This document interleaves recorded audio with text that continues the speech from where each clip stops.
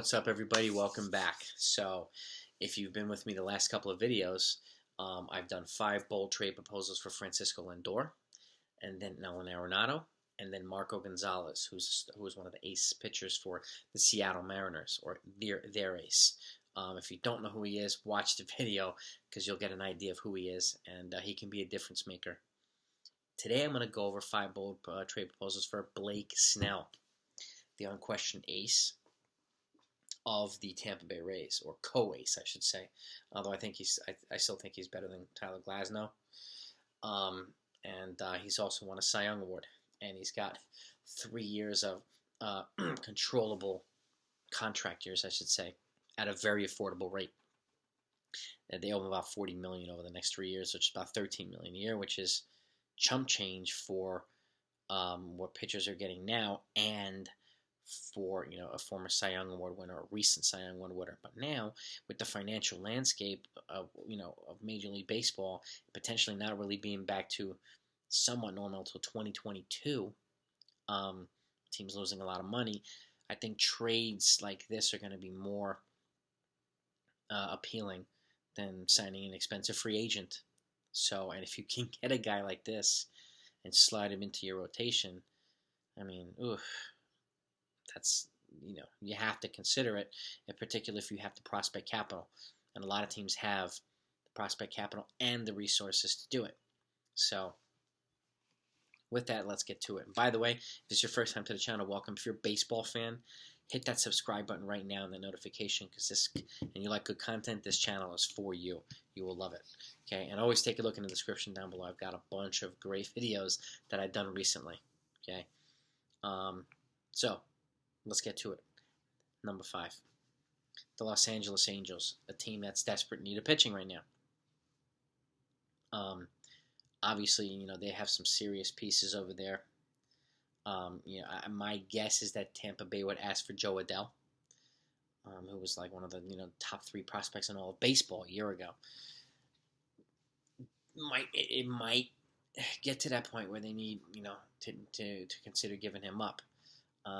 Be a hard sell. I mean, it'd be kind of tough, but they do have Mike Trout and a bunch of the other outfielders. But again, keeping Jo Adell is probably a better option than bringing in somebody like a Jock Peterson, who's great player and clutch in the postseason, but he's also older, about 30. Jo Adell's about 21, and he's got a ton of years ahead of him.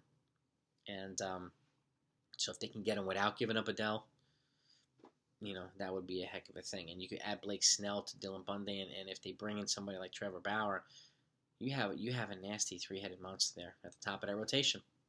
Okay, so I could see them giving up, or at the very least, I do see them giving up Reed Detmers, who's their number 2 prospect, a left-handed pitcher, who will go back to Tampa Bay as a left-hander to slide in to replace Blake Snell.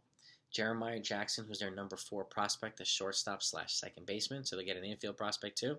They get some versatility there, and they get another pitching prospect, Jack Kokonowicz, and Kokonowicz, I can't pronounce it, who's their number 10 is a right-handed pitcher. So they get 2 prospects, 3 top 10s, and 2 of them are top 5s, and 2 of which are pitchers. One of them is a multi-positional player. They might have to give up a 4th. I would not be surprised for somebody like Blake Snell, and it would be worth it. It would be worth it. So that's the first trade, number 5, the Los Angeles Angels. And again, I would not be surprised if they were aggressive this offseason. And, in an efforts to compete and finally get, Mike Trout an opportunity to play in the playoffs. So, number 4, Minnesota. Me as a sleeper team. They have some prospect capital, some high-end prospect capital, and they have a desire to really, and a need to bring in somebody like an ace. And I've said this in other videos, the most teams that have been winning World Series recently and historically have had a solid 1-2, a 1A, 1B, or a 1-2-3, and not an ace and then a bunch of 3-4s and stuff like that. So they need a shutdown ace. The last time the Twins won the World Series, they had Jack Morris front in the rotation. They need somebody like that, the Twins. This is an opportunity to make a trade like this to really show that they're serious about winning, but to also end this 18-game postseason losing streak. They haven't won a postseason game in I can't remember how many years. You bring in somebody like Blake Snell, he could be a streak stopper. So, and he'd be a hell of a guy to headline your rotation. What it would cost? Trevor Larnach, who's their number 3 prospect and outfielder. Johan Duran, who's their number 5 prospect and a right-handed pitcher, so already 2 top 5s. And Blaine Enlow, who's a number 10 prospect, a right-handed pitcher. So 3 top 10s, 2 of which are pitchers, and an outfield prospect. And again, probably will cost a 4th. So, but for 3 years of control, Blake Snell, they're giving up probably 15, 18, or potentially 20 years of control with 3 or 4 different players. But it would be worth it. Okay, number 3 team, the Atlanta Braves. Again, they've already brought in Charlie Morton this year, but it's only for 1 year. And they brought was it Drew Smiley too? Those guys likely won't be on the roster next year.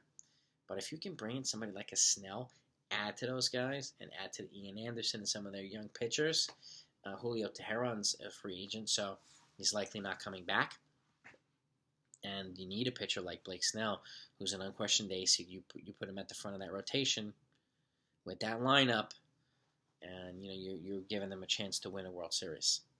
Okay, what they would give up? Christian Patchy, who's their number 1 prospect, an outfielder. Okay, they have plenty of outfielders there at the major league level, so they could use to make this guy expendable. Braden Shoemaker, who's their number 5 prospect, a shortstop. They've got Dansby Swanson there, and who's really come into his own now. Kyle Muller, who's their number 7 prospect, a left-handed pitcher. So again, 2 top 5s, 3 top 7s. And again, it might cost a 4th, but the ability to bring, the opportunity to bring in Blake Snell, add him to that Atlanta rotation, that's a really, really hard one to pass up. Number 2, Seattle Mariners. Okay, particularly if they don't trade Marco Gonzales, who's their ace. But imagine pairing Blake Snell and Marco Gonzales. That'll show that Seattle's serious about competing. Okay, they've got some young players there, some dynamic players, some solid veterans, and doing something like that would show their willingness to not only spend but win. Their aggressiveness and their willingness to win, or desire to win, I should say.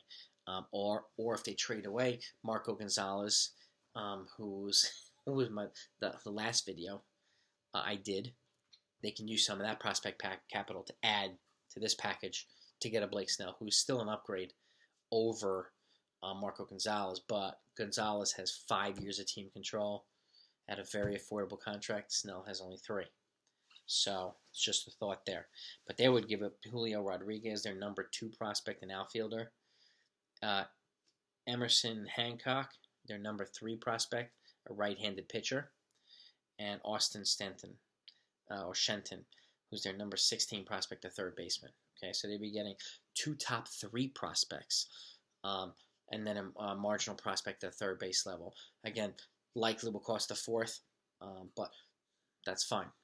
Totally fine for a guy like Blake Snell. And if you can do it by not trading away Marco Gonzales, then it makes Seattle much more appealing. Much more appealing. And number 1, in my opinion, is a team that now has a dire need for an ace-level starting pitcher, San Diego Padres, particularly with Mike Clevenger going down with Tommy John surgery. That was a big blow to them. They gave up a lot for him in the trade, but they still have a top 5 farm. They still do. What would they give up? Taylor Trammell, who's their number 3 prospect, an outfielder who's a top 25 prospect in all of baseball. Luis Campusano, who's their number 5 prospect, a catcher. And Ryan Weathers, a number 7 prospect, a left-handed pitcher. So 3 top 7s, okay? And maybe a 4th. It might have to happen, but I think they'll be able to get it with 3 top 7 prospects. You get into Snell, add him to that rotation, and then you have Clevenger coming back, hopefully. But with that lineup, who's just been getting better every year, you really, really put them in a position to close the gap with the Dodgers, who are the 2020 World Champs. So those are my 5 teams. I was tempted to add the Yankees, my team, but to me, Tampa Bay is now the rival with the Yankees and not the Red Sox. So I don't think they're going to trade Blake Snell to one of their arch rivals. I just don't think it's going to happen. And again, I can't. I just don't like to add the Yankees in every single video. It's just not. I think these 5 teams are more realistic destinations. So, and so that's who I have. Those are my. Let me know what you think down below. I want to know what your feedback is in the comment section. And the next video, I'm going to do the 5 most realistic fits for DJ LeMahieu. Okay, the 5 best fits, and where the 5 places I think he's most likely to go. So you're not going to want to miss that one either. And I've got some good ones coming up after that. So subscribe, hit the notification if you haven't done so. Thank you when you do it. Let me know in the comments so I can personally thank you too. I appreciate all of you. Okay, my people that have been with me since day one. You're the best. Okay, but be safe. Let's look out for each other, and see you over in the Bronx for the next one.